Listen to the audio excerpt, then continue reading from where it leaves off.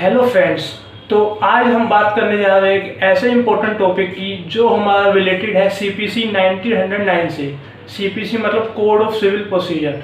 तो आज हम बात करेंगे कि हम अपनी सूट को कहाँ पे इंस्टीट्यूट करवा सकते हैं, ऐसी कौन सी एप्रोप्रिएट कोर्ट है जहाँ पे हम अपनी सूट को इंस्टीट्यूट करवा सकते हैं। अब ये चीज़ हमारी सेक्शन 15 से लेकर सेक्शन 20 तक सीपीसी के अंदर बता रखी है। अब सेक्शन 15 को हम लेते हैं स्टेप बाय स्टेप, पाँचों के पाँचों सेक्शन हम एक्सप्लेन करेंगे जिससे आपको काफ़ी क्लैरिटी हो जाए इस टॉपिक के अंदर। सेक्शन 15 हमारा बात करता है कि ऐसी कौन सी कोर्ट है जहाँ पे हम अपनी सूट को इंस्टीट्यूट करवा सकते हैं। अगर हम बेयर एक्ट की लैंग्वेज देखें तो वहाँ पर हमें ये बता रखा है कि ऐसी कोई सी भी कोर्ट जो लोअर ग्रेड की हो और साथ ही साथ वो कॉम्पिटेंट हो उस सूट को ट्राई करने के लिए हम अपनी सूट को वहाँ उस कोर्ट में इंस्टीट्यूट करवा सकते हैं। अब यहाँ पे लोअर ग्रेड का क्या मतलब है, यहाँ पे लोअर ग्रेड का मतलब है पेकुनियरी जुरिडिक्शन से, कि हमारी जो सब्जेक्ट मैटर है उसकी पेकुनियरी जुरिडिक्शन क्या है, मतलब उसकी सब्जेक्ट मैटर की वैल्यू कितनी है। जैसे कोई मेरी प्रॉपर्टी है, एक एग्जांपल लेके चलते हैं, जैसे मेरी कोई प्रॉपर्टी है 1 करोड़ रुपए की। अब 1 करोड़ 2 करोड़ तक जो हमारा 2 करोड़ रुपये का अमाउंट है वो हमारा डिस्ट्रिक्ट कोर्ट डील करता है। अब 2 करोड़ से 1 रुपये भी ऊपर हुआ तो फिर हाई कोर्ट के पास वो मैटर पास ऑन हो जाता है, चला जाता है, तो हम सीधा फिर हाई कोर्ट में जाके अपनी सूट को इंस्टीट्यूट करवाते हैं। अब जैसे मेरी प्रॉपर्टी 1 करोड़ रुपए की है तो मैं पहले डिस्ट्रिक्ट कोर्ट जाऊंगा, ना कि मैं हाई कोर्ट। ये चीज़ ये बताता है सेक्शन 15 कि हमें एक हायरार्की से चलना पड़ेगा, लोअर ग्रेड से लेके हायर ग्रेड पर जाएंगे, ना कि हम सीधा हायर ग्रेड को जाके अप्रोच करेंगे, अपनी सूट इंस्टीट्यूट वहाँ नहीं करवाएंगे। ठीक है, आइए तो हम सेक्शन 16 की बात करते हैं। अब ये बताता है कि जो हमारी सूट है वो इंस्टीट्यूट होगी ऐसी जगह पे जहाँ पे हमारा सब्जेक्ट मैटर सिचुएट करता है। अब सब्जेक्ट मैटर सिचुएट करना मतलब कि ये सेक्शन बेसिकली अप्लाई होता है इमूवेबल प्रॉपर्टी के लिए, जो अचल संपत्ति होती है, जो जमीन से जुड़ी हुई संपत्ति होती है, उनके ऊपर एप्लीकेबल होता है। अब इसके अंदर हमारे कुछ कंडीशंस दे रखी है कि इन कंडीशंस अगर अप्लाई होगी इमूवेबल प्रॉपर्टी पे, जब भी वो जो हमारी एप्रोप्रिएट जुरिडिक्शन है वो सब्जेक्ट मैटर के पास वाली बनेगी।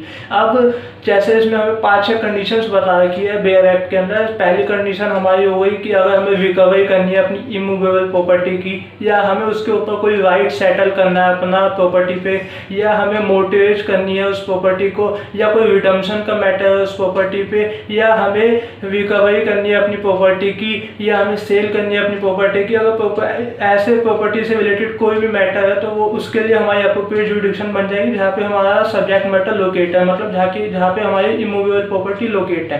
पर इसके प्रोवाइजो में ये चीज़ बता रखी है कि अगर हमारी जो सूट है वो कंपनसेशन या रिलीफ से रिलेटेड है तो हमारी वहाँ पे 2 एप्रोप्रिएट जुरिडिक्शन बन जाएगी। एक तो हमारी जहाँ पे सब्जेक्ट मैटर लोकेट है, इमूवेबल प्रॉपर्टी लोकेट है, और दूसरी जुरिडिक्शन हमारी वो बन जाएगी जहाँ पे डिफेंडेंट रहता है। अब जो हमारी कोर्ट है वो कहती है कि किसी भी केस को कोर्ट के अंदर फाइल करने का बहुत मिनिमम चार्ज लगता है, कोर्ट फीस बहुत मिनिमम होती है। तो ऐसे तो कोई भी मतलब किसी के अगेंस्ट भी कर देगा, और मान लो कोई फ्रॉड मतलब कोई फ्रॉड के इंटेंशन से सामने वाली पार्टी के अगेंस्ट केस करता है तो सामने वाली पार्टी के साथ तो इनजस्टिस हो गई ना, उसका तो काम धंधा सब रुक जाएगा, फिर उसे वो केस में लगेगा, है ना। तो जो कोर्ट है वो इस चीज़ में डिफेंडेंट को फेवर करती है कि जहाँ पे डिफेंडेंट रहता है, वॉलंटरी रिसाइड करता है, जहाँ पे उसका बिजनेस है या जहाँ पे वो रहता है, मतलब उसका एरिया, उसी एरिया के आसपास में जो कोर्ट है वहीं पे हम जाके अपनी सूट को इंस्टीट्यूट करवाएंगे। तो इसमें 2 लोकेशन हमारी ऐसी हो गई, एक तो सब्जेक्ट मैटर और एक हो गई जहाँ पे डिफेंडेंट डिसाइड करता है किस केस में अगर कोई कंपनसेशन या रिलीफ का केस है इमूवेबल प्रॉपर्टी पे, कि कुछ रॉन्ग हुआ है हमारी इमूवेबल प्रॉपर्टी पे डिफेंडेंट की साइड से। अब सेक्शन 17 हमारा बात करता है कि जो हमारी सूट थी इमूवेबल प्रॉपर्टी की, अचल संपत्ति की जो हमारी सूट थी, अब वो सिचुएट करिए एक ऐसी जगह पे जहाँ पे एक से ज़्यादा कोर्ट सिचुएट है उस जुरिडिक्शन में। अब इस केस में हम क्या करेंगे, अब इस केस के अंदर हमें ये करना है कि हम दोनों में से किसी भी कोर्ट के अंदर जाके अपनी सूट को इंस्टीट्यूट करवा सकते हैं, पर वहाँ पे एक कंडीशन है, जो वो कोर्ट है हमारे सब्जेक्ट मैटर की जो वैल्यू है उसे सेटिस्फाई करनी चाहिए। कि जैसे हमारे ए और बी 2 कोर्ट है, अब ए के पास पावर है कि वो 1 करोड़ रुपये तक के 2 करोड़ रुपये तक के मैटर डील कर सकती है, और बी कोर्ट के पास पावर है कि वो 2 करोड़ से ज़्यादा के मैटर डील कर सकती है। पर हमें वहाँ पे जाके ये देखना है कि हमारा सब्जेक्ट मैटर कितनी वैल्यू का है, मतलब हमारी प्रॉपर्टी कितनी वैल्यू की है, हम उसी कोर्ट में जाके अपनी सूट को इंस्टीट्यूट करवा सकते हैं दोनों में से। तो ये सेक्शन 17 बताता है।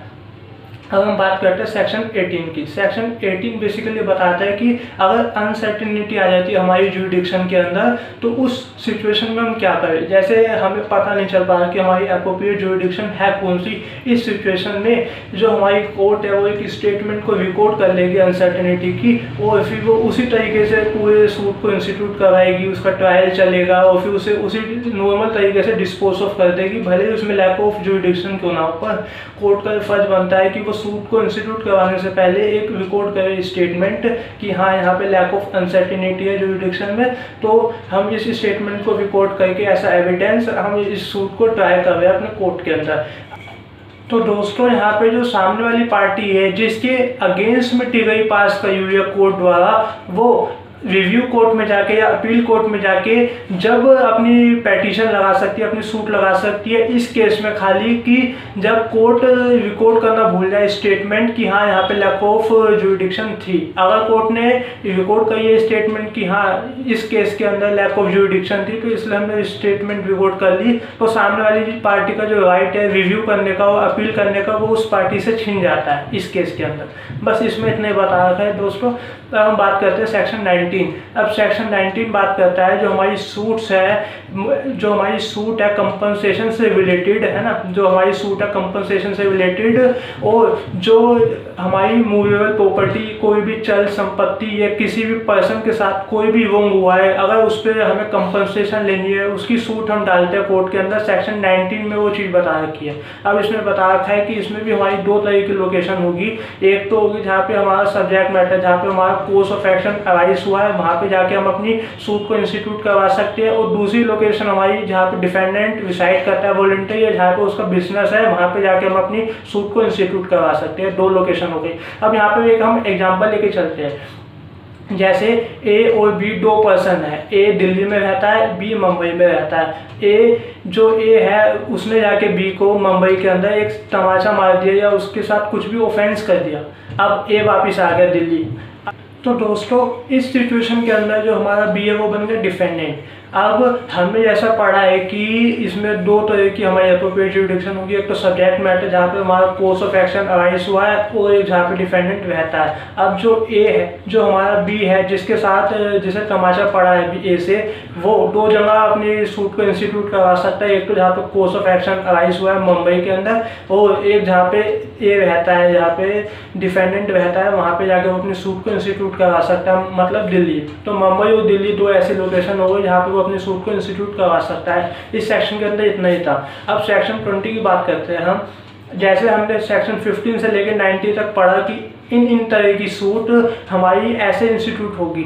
अब इन सूट के अलावा जितनी भी हमारी अदर सूट है जो बच जाती है वो हमारी सेक्शन 20 के अंदर इंस्टीट्यूट करवा दी जाती है, और उनकी भी हमारी दो एप्रोप्रिएट जुरिडिक्शन बनती है। एक तो जहाँ पे हमारा कोर्स ऑफ एक्शन या सब्जेक्ट मैटर है, और दूसरी जहाँ पे डिफेंडेंट डिसाइड करता है। अब यहाँ पे एक कंडीशन आ जाती है हमारी, एक एग्जांपल के थ्रू समझते हैं हम।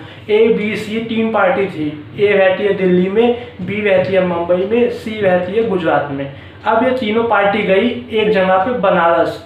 अब बनारस हो गई, बनारस पे तीनों पार्टी गई, बनारस पे जाके इन्होंने किया कॉन्ट्रैक्ट क्रिएट अपना, तीनों ने मिलके वहीं पे उन्होंने उस कॉन्ट्रैक्ट को तोड़ भी दिया बनारस के अंदर। बी और सी की इंटेंशन थी कि हाँ हम बनारस में कॉन्ट्रैक्ट तोड़ देते हैं, तो जो ए है वो स्यू करना चाहता है बी और सी को। अब ए कौन कौन सी लोकेशन पे अपनी सूट को इंस्टीट्यूट करवा सकता है ये जानते हैं हम। सबसे पहला हमने पढ़ा था जहाँ सब्जेक्ट मैटर या कोर्स ऑफ एक्शन अराइज हुआ हो या सिचुएट हो।